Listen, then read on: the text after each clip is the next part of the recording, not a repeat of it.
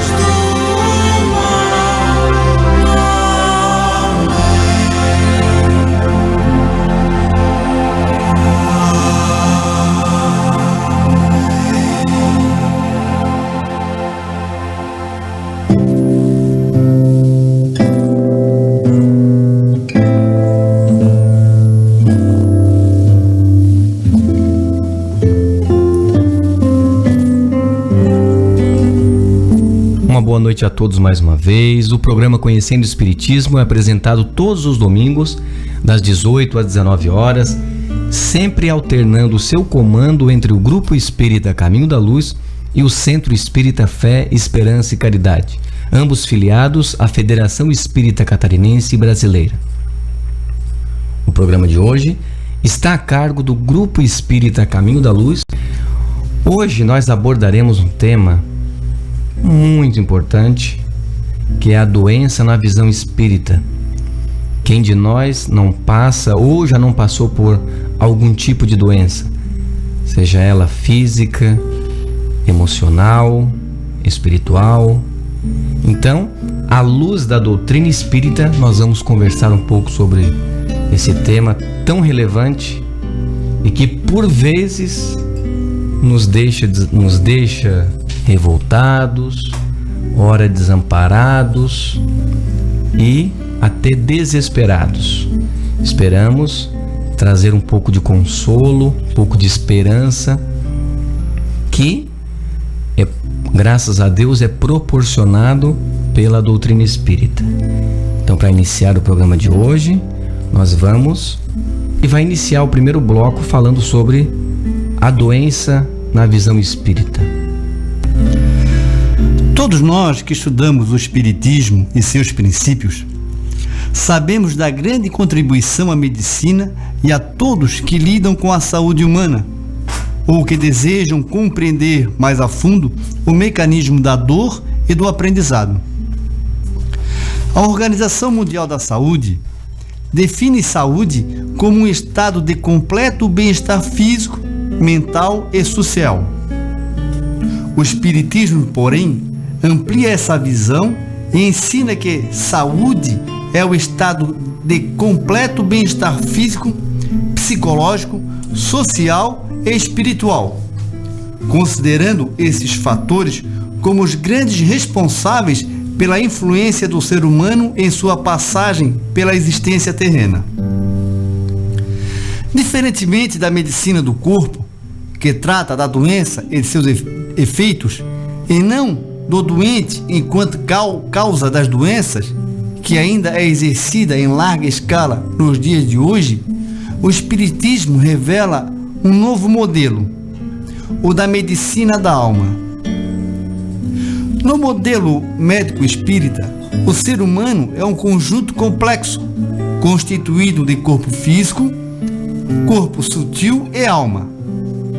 Desta forma, a prioridade passa a ser a busca pela cura da alma, que está sob a responsabilidade do espírito imortal, ou seja, a construção do seu destino terreno e, consequentemente, a da manutenção da sua própria saúde. Segundo esses conceitos, o fato de uma pessoa não manifestar doença durante determinada fase da existência pode não significar que ela esteja saudável.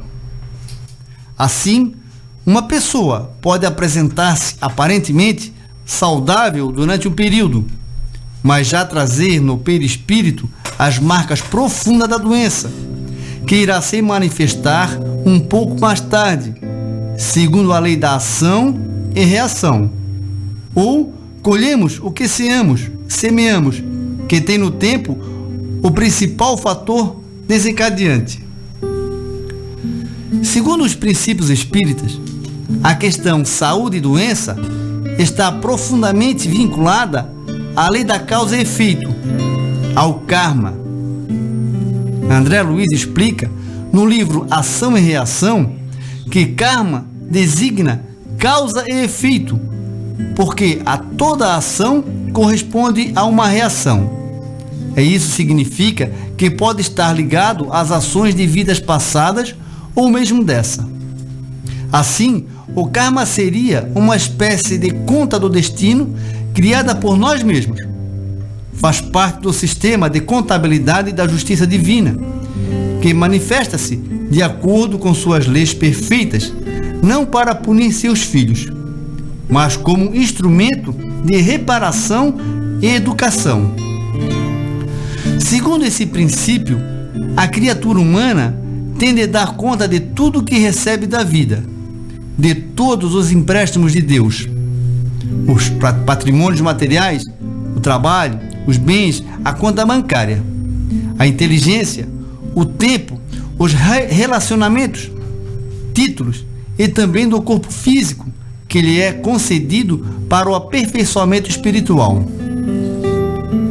Na roda viva da evolução espiritual, será sempre assim, tendo em vista a conquista das nossas duas preciosas asas que nos foram alçar voos sublimes, o amor e a sabedoria. Aprendemos com os nossos mensageiros divinos que uma parcela quase total das enfermidades humanas tem origem no psiquismo. Vamos repetir: a maioria das nossas doenças surge na mente.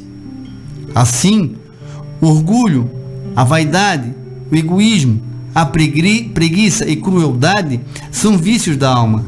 E são esses mesmos vícios que geram perturbações e doenças em nossos corpos. Quer dizer, no corpo espiritual ou perispírito, e depois passando ao corpo físico. Assim, no estudo de toda doença, é preciso levar em consideração o perispírito, mesmo porque a cura do corpo físico está diretamente dependente da cura desse envoltório espiritual. André Luiz explica isso muito bem em seus livros. Vejamos o caso de Sigismundo, o missionário da luz. Em vida passada, por causa de Raquel, ele tirou a vida física de Adelino com um tiro que atingiu a vítima na altura do coração. Na vida atual, Segismundo renasceu como filho de Adelino e Raquel e trouxe, já na formação do seu corpo físico, o problema cardíaco que só se manifestaria mais tarde como doença do tônus elétrico do coração, após aos 40 anos de idade. As doenças em geral surgem relacionadas à idade em que as faltas foram cometidas. Em outro livro, Ação e Reação, podemos acompanhar o caso de Adelino Silveira. No século XIX, Adelino era filho adotivo de um fazendeiro de grandes posses. Ambos eram muito unidos. Aos 42 anos, seu pai casou-se com uma jovem de 21 anos, a mesma idade de Adelino. Aconteceu, porém, que os dois jovens, Adelino e a madrasta, apaixonaram-se e ambos tramaram a morte do pai e marido. A pretexto de cuidar do pai enfermo, Adelino deu uma bebida forte ao dono da fazenda e depois ateou fogo a seu corpo. Foi uma morte muito dolorosa. Depois de tudo consumado, Adelino casou-se, mas não conseguiu ser feliz, atormentado pelos remorsos. Após seu desencarne, no mundo espiritual, os padecimentos foram intensos e contínuos. Finalmente, arrependido, renasceu no século XX como Adelino Silveira e desde pequeno teve seu corpo tomado por uma alergia grave, a dermatite crônica, que o dominava quase por inteiro. Como podemos observar, as ações praticadas formam marcas em nosso perispírito e se refletem no corpo físico, que então age como uma espécie de filtro das impurezas. Assim, em matéria de saúde e doença, temos de levar em consideração as ações da vida passada e as das existências atuais, para que as nossas conclusões não sejam falhas ou incompletas. Ao analisarmos esses casos, podemos constatar também o importante papel que a dor tem em nossas vidas. Segundo o benfeitor Clarencio, depois da morte de Deus, a dor é a única força capaz de alterar o rumo de nossos pensamentos, impulsionando-nos a indispensáveis modificações rumo ao plano físico.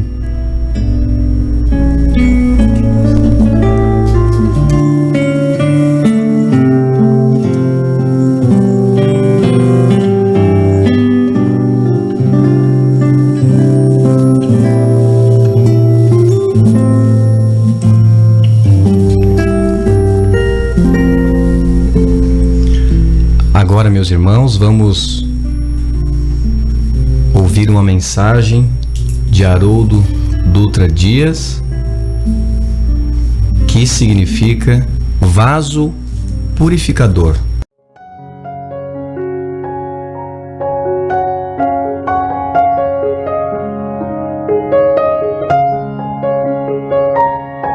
Sabe quando você tira uma fotografia? Antigamente era naqueles filmes, né? Hoje é um arquivo digital. Mas o que era uma fotografia? Você expõe uma lente a uma quantidade determinada de luz e sombra.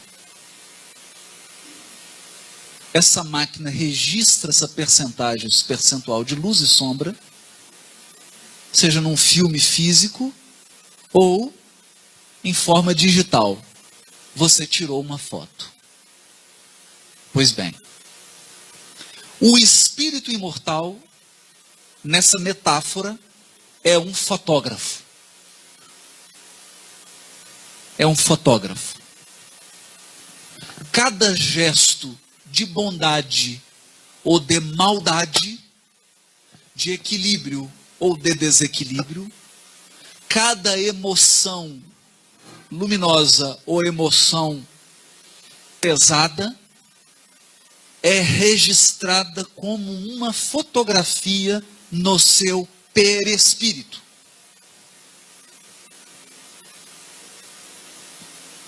está no seu perispírito. Está lá registrado.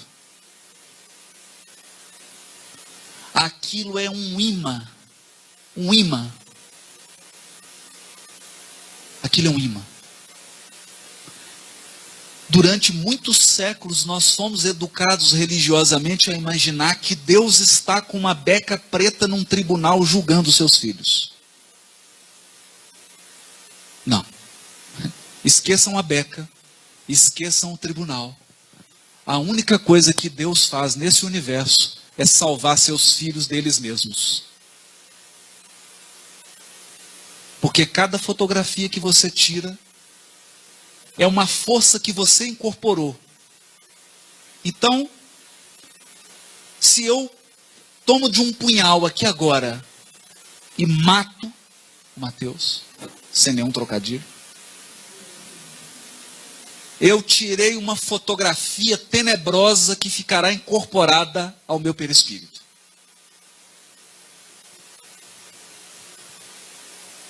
Por um mecanismo absolutamente sábio da lei divina, eu emito ondas de assassinato, onde eu estiver.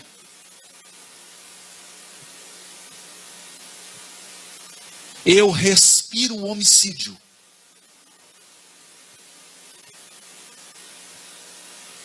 É isso.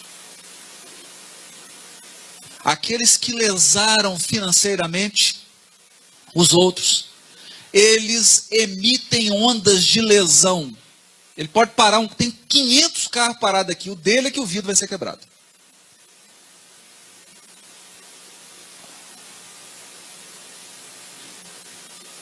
É assim. E o que acontece?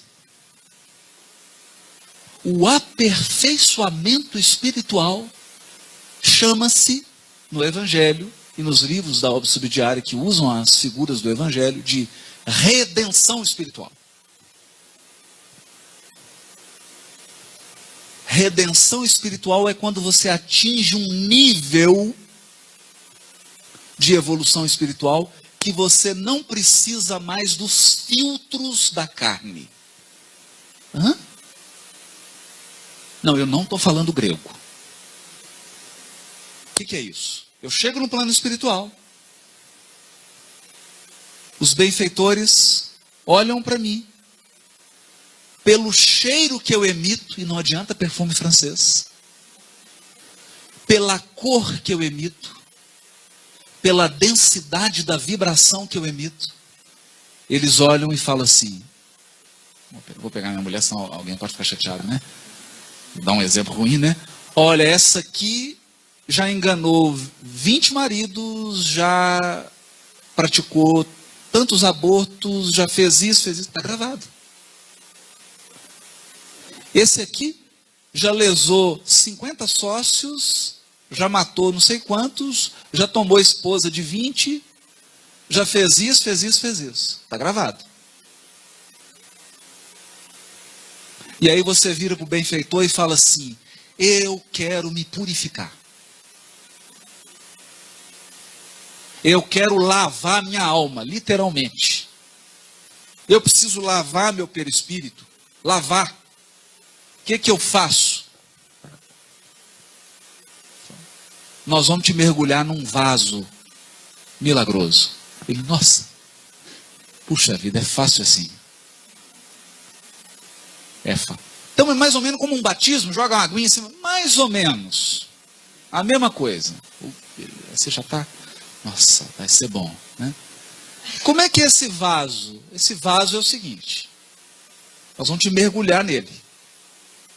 Ele é uma espécie de carvão que suga suas imperfeições. Nossa, que maravilha. Parecendo filmes de ficção científica. Bom demais, gostei. Adorei esse processo. Que vaso é esse? É o corpo humano. Ninguém pode ver o reino dos céus se não nascer da água.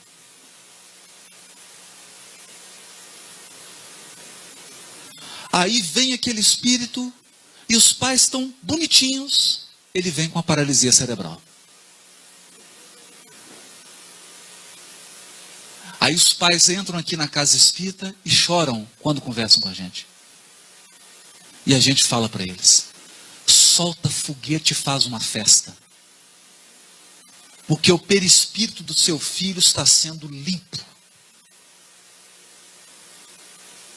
O espírito do seu filho está sendo purificado. É isso que Clarence está falando.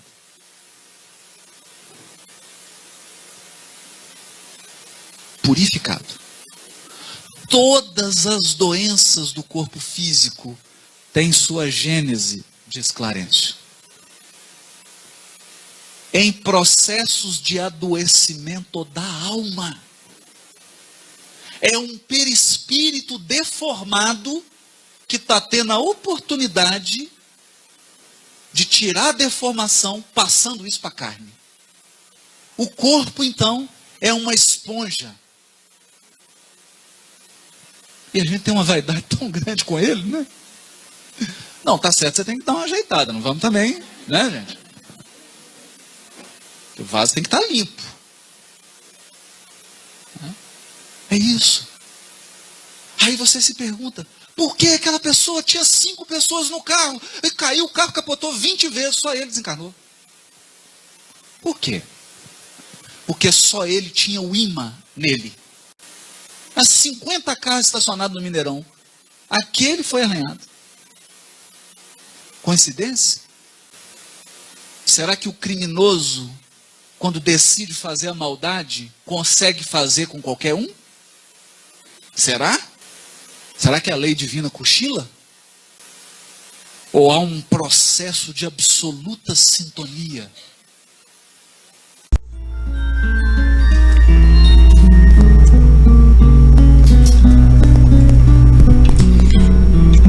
Então, meus irmãos, quando analisamos essas palavras tão significativas e profundas do Haroldo, vemos que esses casos, nós podemos constatar também que a dor tem uma importância grandiosa nas nossas vidas e até, segundo a palavra de Clarencio, lá no livro Missionários da Luz, depois do poder de Deus, a dor é a única força capaz de alterar o rumo dos nossos pensamentos, ou seja, nos conduz para frente, nos conduz para o alto, as modificações, a reforma íntima, rumo ao plano divino.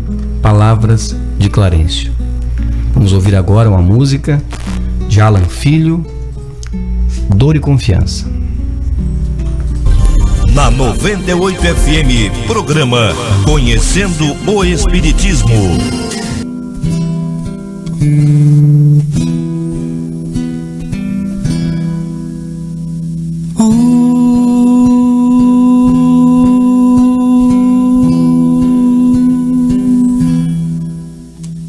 Pés descalços, mãos marcadas, moradores das calçadas, esquecidos como a própria noite. Rosto triste, olhar tão raro, na esperança de um amparo. O silêncio mostra a própria dor.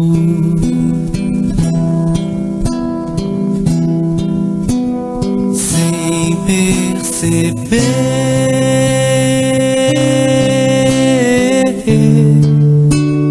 finjo não ver e prefiro evitar. Preciso ter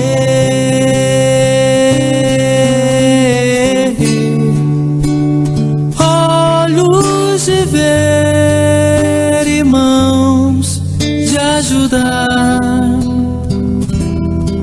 e amar como ele amou.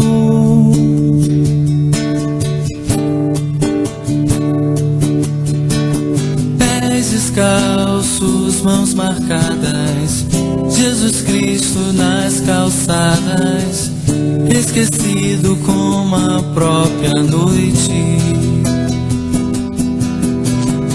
Rosto triste, olhar tão raro, na esperança de um amparo, o silêncio mostra a própria dor. Sem perceber,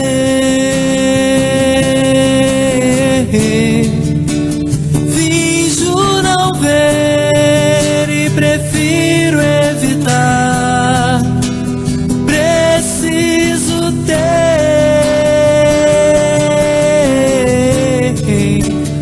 olhos de ver e mãos de ajudar e amar como ele amou.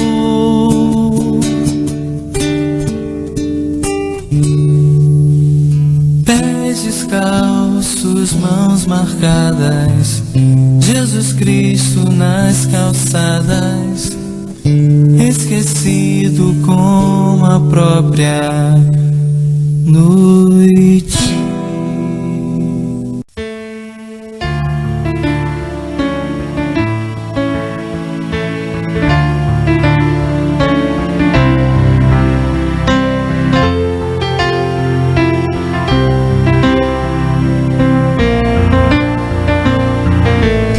Meus irmãos, vamos iniciar agora o segundo bloco e nós vamos iniciar analisando a letra da música do Gonzaguinha, Nunca Pare de Sonhar.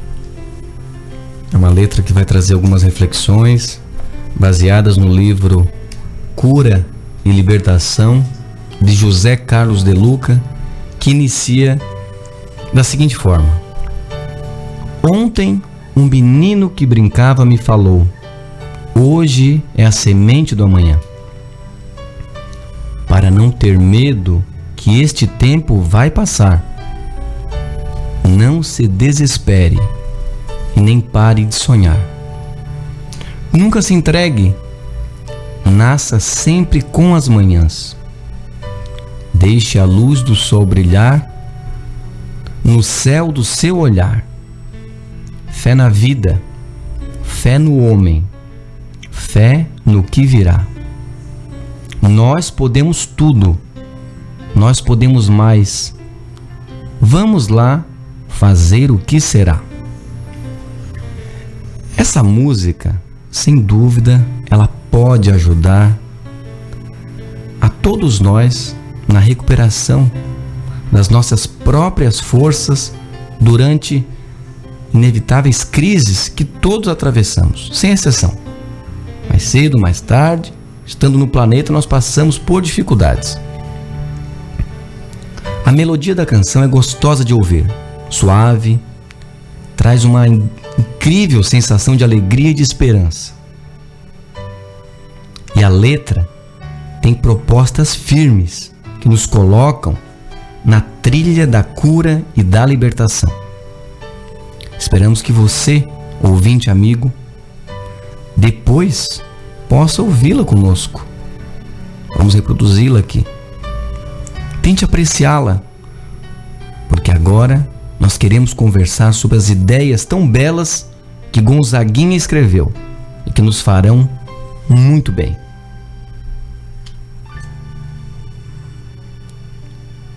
E ela inicia da seguinte forma: ontem um menino que brincava me falou. É preciso notar que todas as grandes lições mencionadas na canção foram contadas por uma criança, por um menino. É uma criança falando de verdades simples que nós adultos geralmente esquecemos.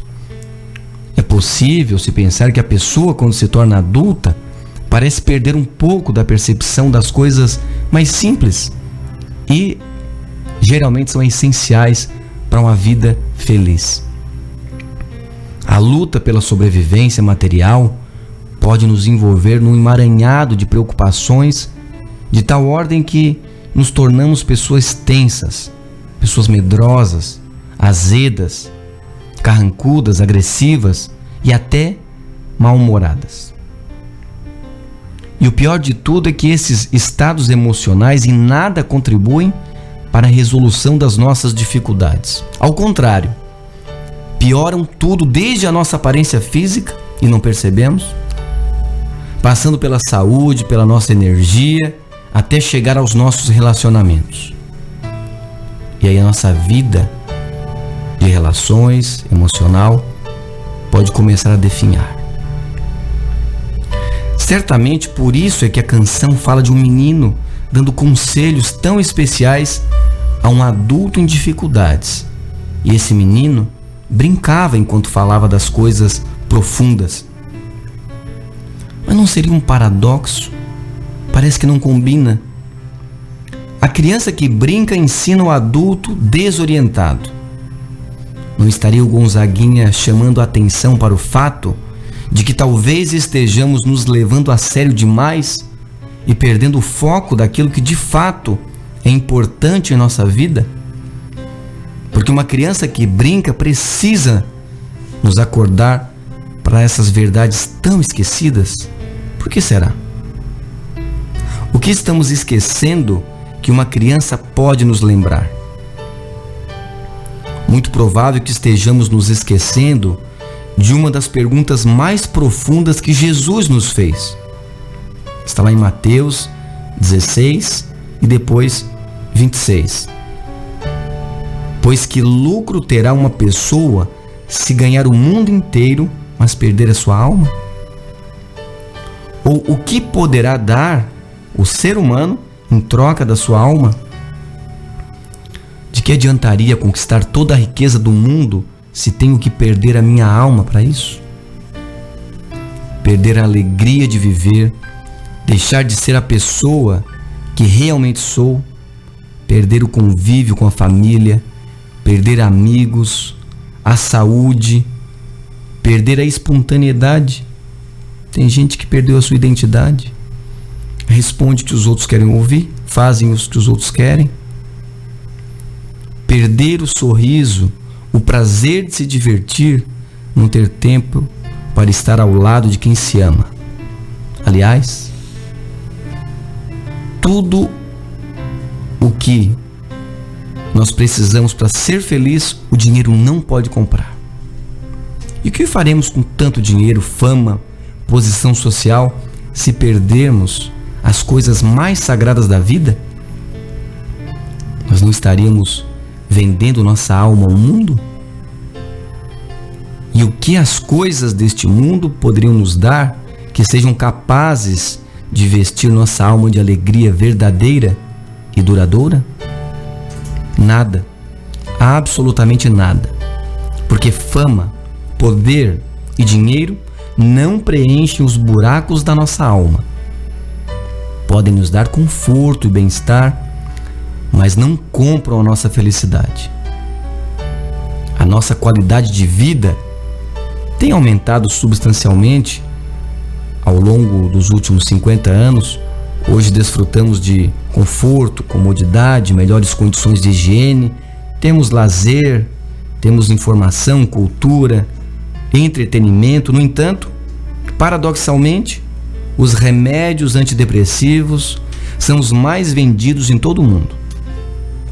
O homem de hoje, desfrutando de todo esse avanço, não é mais feliz do que o homem de 50 anos atrás. Meditemos nas palavras de Jesus, lá na passagem de Lucas 18 e 16 a 17. Deixai vir a mim os pequeninos e não os impeçais, pois o reino de Deus pertence aos que são semelhantes a eles. Quem não receber o reino de Deus como uma criança, de maneira alguma encontrará nele. O ensinamento do Cristo aponta que é preciso ter uma alma de criança para entrar no reino de Deus, o qual não é um céu visto como uma região geográfica celestial, mas como um céu interior de cada criatura, onde reina o amor e a felicidade. E fazendo referência às crianças, Jesus faz uma nítida ligação entre os atributos da alma infantil e a felicidade. A criança é alegre, é espontânea, é sincera, é amorosa, curiosa, participativa e vive intensamente o momento presente. As crianças não guardam rancor. Elas podem até discutir, logo adiante estão brincando com o amiguinho novamente. A criança não julga, não tem preconceito. O Cristo nos ensina a nos assemelharmos às crianças, pois assim estaremos vivendo a mais pura felicidade a que uma pessoa pode aspirar. Precisamos deixar essa criança interior participar mais ativamente da nossa vida. E temos certeza de que muitas transformações positivas poderão ocorrer se dermos espaço para ela brincar com as nossas preocupações adultas. É o seu aspecto adulto que continuará pagando as suas contas, mas é a sua criança interior quem lhe trará energia abundante para você trabalhar com mais ânimo, mais criatividade, confiança e intuição. Assim você realiza um serviço de melhor qualidade e terá até mesmo um retorno financeiro correspondente. Você continua como adulto em seus relacionamentos sociais, mas é a sua criança interna quem o deixa mais simpático, mais leve, compreensível e tolerante. Todos vão gostar muito da sua companhia. Você continua sendo pai ou mãe, mas é a sua criança interior quem vai fazer a ponte de contato com o coração emocional dos seus filhos. Você continua sendo o homem ou a mulher, mas é o seu lado criança quem o deixa mais feliz, mais seguro, mais inteligente, bem-humorado, fascinante e sedutor. E tais atributos são os que mais atraem o sexo oposto. É verdade que a beleza física atrai, mas o que segura é a beleza interior. Está na Bíblia. É melhor morar no deserto do que com a mulher que vive resmungando e se queixando. Quantos de nós temos o vício de queixa, de reclamação? Só enxergamos o copo meio vazio. Mas também está dito aos homens: marido, ame a sua esposa e não seja grosseiro com ela. Segundo o pensador Heráclito, o homem está mais próximo de si mesmo quando consegue a seriedade de uma criança brincando. E foi sabendo disso que o Gonzaguinha inseriu uma criança cantando, brincando, dando os mais belos conselhos a um adulto infantil. E que conselhos são esses? O primeiro: o hoje é a semente do amanhã. O homem perde a felicidade quando despreza a oportunidade de hoje. Vive-se muito entre as lamentações do passado e as preocupações com o futuro. E a criança nos ensina a cuidar do hoje, a explorar todas as possibilidades do agora, a não se queixar pelo que passou e nem se encher de expectativas pelo que virá. Não são boas orientações? São as que nós precisamos. Faça do seu presente o instante mais rico e produtivo da sua vida. E, por favor, desperte. Acorde desse pesadelo sem achar que a felicidade foi perdida no passado e que somente retornará no futuro. Porque a felicidade é para agora. Independentemente do que esteja ocorrendo com você, feliz é aquele que possui a habilidade de procurar cultivar as coisas boas que já existem na sua vida. Porque nós temos muitas bênçãos que às vezes nem enxergamos. Vamos dar uma olhadinha à nossa volta agora mesmo? A providência divina.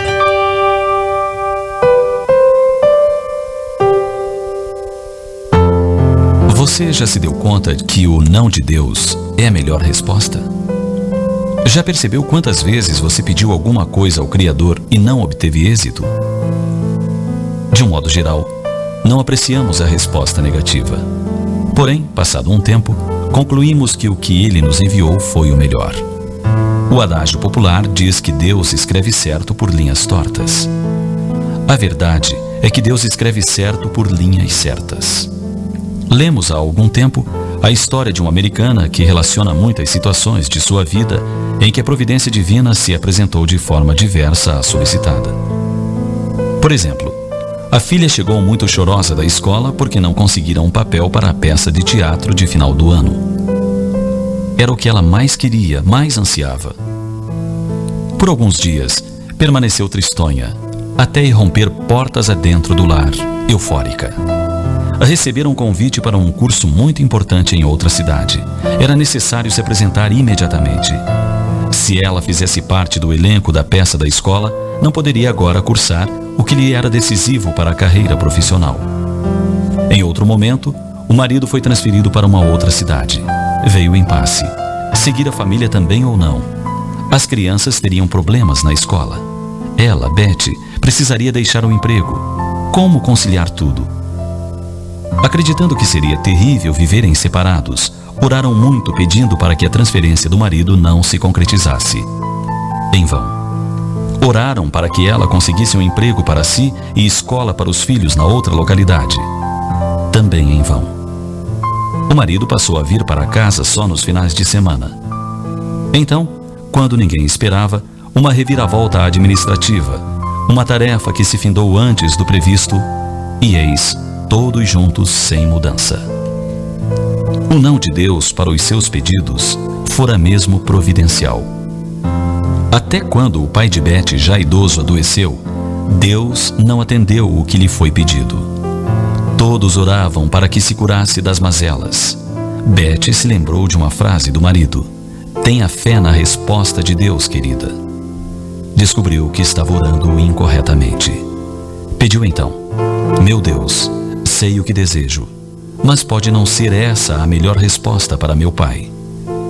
Ele também é uma das tuas criaturas. Seja feita a tua vontade, e não a minha." O pai morreu 2 semanas depois. Ela pensou nos anos de invalidez que o adorado pai teria de suportar se tivesse sobrevivido. Disse baixinho: "Foi a resposta de Deus." Por tudo isso, no aniversário de casamento, ela entregou ao marido um cartão com os dizeres: "Você não é o marido que eu esperava." Colocou uns pontinhos para dar um ar de suspense e concluiu: "Mas com certeza, é o melhor que Deus escolheu para mim."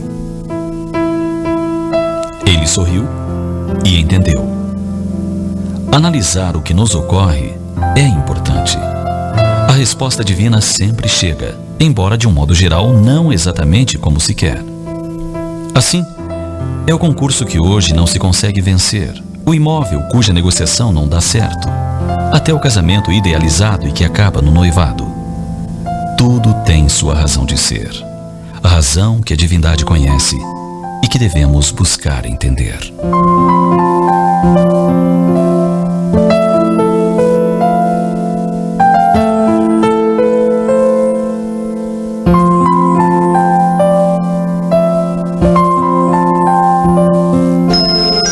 Estamos apresentando na 98.3, programa Conhecendo o Espiritismo.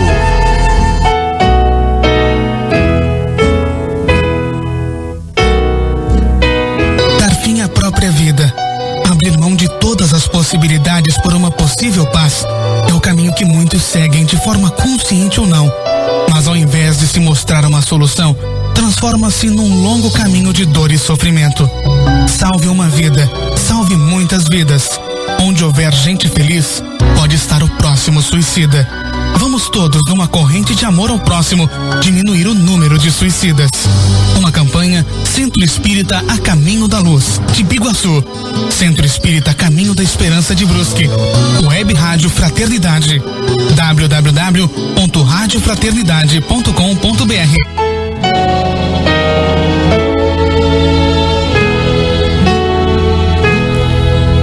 Para você que está sintonizado na Biguaçu FM, estamos apresentando o programa Conhecendo o Espiritismo, que hoje aborda o tema A Doença na Visão Espírita. E vamos agora com a leitura do livro Educando Minha Alma, Aceitação.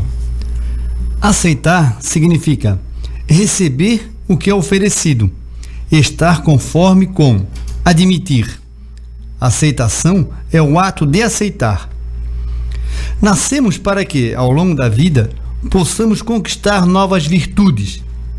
Acredito que cada um recebe o corpo físico necessário para exercitar as qualidades que precisa desenvolver. Aceitar não significa gostar. Você pode não gostar da forma física que está apresentando no momento, mas precisa aceitar que ela é o resultado das suas ações. Por exemplo, a falta de atividade física, o excesso de alimentação, o uso de medicamentos, e reformular suas atitudes. É fundamental aceitar que temos o corpo físico conforme nossas necessidades e, em certos casos, conforme o nosso esforço. Além das questões físicas, outras situações podem ser observadas quanto à aceitação. Podemos aceitar ou não a família na qual nascemos, o trabalho que exercemos, as amizades que cultivamos e etc. É preciso lembrar que cada tipo de relacionamento nos permite vivenciar oportunidades para desenvolvermos as qualidades que já existem em nosso ser de forma latente e que precisam de diferentes tipos de experiências para serem ampliadas. A aceitação pode ser tanto em relação a você, as deficiências que ainda existem em você, a autoaceitação, como em relação ao próximo, as dificuldades que o outro apresenta. Aproveite o dia de hoje para exercitar um pouco mais a aceitação. Observe em si mesmo e perceba o que gostaria de modificar em você. Perceba em seu lar ou o ambiente de trabalho que atitudes lhe desagradam, nos que lhe cercam e que você pode aceitar como algo a ser dialogado, amadurecido e modificado pelo outro, quanto e como ele desejar. Aceitar é o início da mudança interior. E assim, meus irmãos, vamos dando prosseguimento ao nosso programa. E agora, iniciando o terceiro bloco, lá naquela maravilhosa letra de Gonzaguinha, a segunda frase ele fala o seguinte: para não ter medo que este tempo vai passar. Pode ser, talvez hoje, você esteja atravessando uma fase conturbada, que 1000 problemas estejam tirando o seu sono. Mas a criança interior, que representa a sabedoria divina em você, o aconselha a não ter medo, porque esse tempo ruim vai passar. O medo é o nosso pior inimigo. E até na Bíblia afirma que aquele que se mostra frouxo no dia da angústia tem a sua força diminuída. Lá na passagem de Provérbios 24:10. E Paulo, o apóstolo, afirma: porquanto Deus não nos concedeu espírito de covardia, mas de poder, de amor e de equilíbrio. Deus não nos criou fracos, covardes, temerosos. Deus nos concebeu com um poder suficiente a vencer quaisquer lutas e dificuldades. Mas é o espírito de temor que diminui a nossa força. Portanto, visualize-se forte, com valentia durante as tempestades, porque essa é a sua natureza. E saibamos que a tempestade vai passar, porque somente o bem é eterno. A terceira parte ele diz: nem pare de sonhar. Napoleão I, o imperador da França, afirmou que a imaginação governa o mundo. E poderíamos complementar dizendo que governa também a nossa vida. São os sonhos que nos movem, são as nossas aspirações que nos proporcionam forças descomunais, capazes de superar quaisquer barreiras. Quem fala sobre isso é o médico paulista, Dr. Roberto Zeballos. Ele diz o seguinte: portanto, mesmo aos 40, 50 ou aos 100 anos, alimente-se de sonhos. O planeta é vasto e nele habitam bilhões. Procure algo novo para sonhar e realizar. Explore o desconhecido e seja o que chamo, diz ele, de um jovem maduro. Mesmo aos 100 anos, acreditamos que o espírito jovem, por uma simples intenção e desejo, modula e organiza as nossas moléculas para a saúde. É muito comum percebermos pessoas abatidas, envelhecidas, com frustrações, enfim, que não buscam a satisfação pessoal. É o desejo, mais uma vez, que revela a sua força. Finaliza o médico. É a criança que nos lembra da importância de continuar sonhando, sobretudo quando as crises se abatem sobre nós. O quarto trecho, ele diz: tenha fé na vida, fé no homem, fé no que virá. Nenhum processo de cura e de libertação se estabelece sem a presença da fé.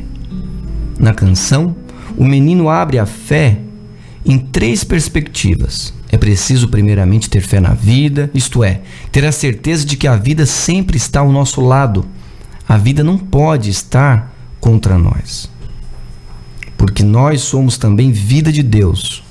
Quando nossas expectativas não são atendidas, quando as nossas coisas, aquilo que queremos, não ocorrem como gostaríamos, nós devemos pensar no que a vida está querendo nos ensinar.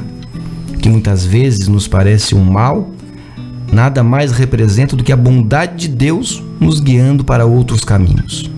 E na oração do Pai Nosso, nós dizemos a Deus: Senhor, seja feita a vossa vontade. Mas acabamos brigando com Ele quando a nossa vontade não é atendida. É claro que devemos buscar a realização daquilo que aspiramos, que sonhamos, mas, no entanto, muitas vezes Deus tem outros planos para nós. E é por tal razão que jamais deveremos perder a esperança quando as portas das oportunidades se fecharem em nosso caminho. E vamos nos recordar das palavras de Meimei: Deus tem estradas onde o mundo não tem caminhos. Lá na psicografia de Chico Xavier, no livro Amizade. Na última parte, diz o menino: nós podemos tudo, nós podemos mais. Vamos lá fazer o que será. Acreditamos que a maioria de nós esteja realizando menos do que poderia. A criança diz que nós podemos mais. Jesus disse também ao afirmar que nós poderíamos fazer obras até maiores do que ele fez. E por que não realizamos? Provavelmente porque não acreditamos que sejamos capazes. E cada um de nós delimitou em sua mente até onde pode chegar nesta vida. Todos nós acreditamos, podemos nos colocar além daquelas cercas tão pequenas e que às vezes não queremos atravessar. Você acreditaria que uma pessoa portadora de câncer, durante o tratamento quimioterápico e hospitalizada, teria condições de se submeter a um exame de vestibular e ainda ser aprovado? Está lá na Folha de São Paulo, de 9 de fevereiro de 2011. O jovem Eduardo Pinheiro, contrariando todos os incrédulos, foi aprovado em 3 das principais universidades do país. Um dos vestibulares, inclusive da Unicamp, foi realizado quando ele estava hospitalizado e realizando quimioterapia. Vamos reproduzir aqui, para a gente já se encaminhar para os momentos finais, as palavras do Eduardo que mexem com todos nós. Diz o menino: precisei me concentrar bem para esquecer que estava em um ambiente que lembra a doença, e assim focar só no vestibular e ter força para fazer tudo direito. Pois é, parece que o menino do Gonzaguinha andou cantando para o Eduardo lá no hospital. E disse para o menino: fé na vida, fé no homem, fé no que virá. Nós podemos tudo, nós podemos mais. Vamos lá fazer o que será. E assim, meus irmãos, o que nós vamos fazer com esse menino que canta para nós? Será que nós vamos escutar o assovio se aproximando? Uma voz de criança despreocupada chegando e começando a cantarolar baixinho no nosso ouvido? Vamos tentar, depende de nós. E assim, nós agradecemos a você, querido amigo, que nos acompanhou nessa 1 hora. Vamos rapidamente apresentar o material utilizado no programa de hoje, que foram os livros Educando Minha Alma, de José Carlos Pereira Jotes, artigo da doutora Marlene Nobre, da folhaespírita.com.br, o livro Cura e Libertação, de José Carlos, e Alguém Me Tocou. E os CDs Gonzaguinha, Alan Filho, Clube de Arte e Roberto Moreira. E assim chegamos ao final de mais um programa Conhecendo o Espiritismo e agradecemos a Deus, a Jesus, pela doutrina, pela oportunidade de levar esses ensinamentos, né? E convidamos você também, nosso querido ouvinte, a estarmos juntos novamente no próximo domingo, das 18 às 19 horas, com a apresentação do programa Conhecendo o Espiritismo pelos nossos irmãos do Centro Espírita Fé, Esperança e Caridade, aos quais deixamos aqui o nosso abraço fraterno. Uma boa noite a todos, uma boa semana, e que Deus nos fortaleça e que tenhamos ouvido para escutar esse menino na canção de Gonzaguinha.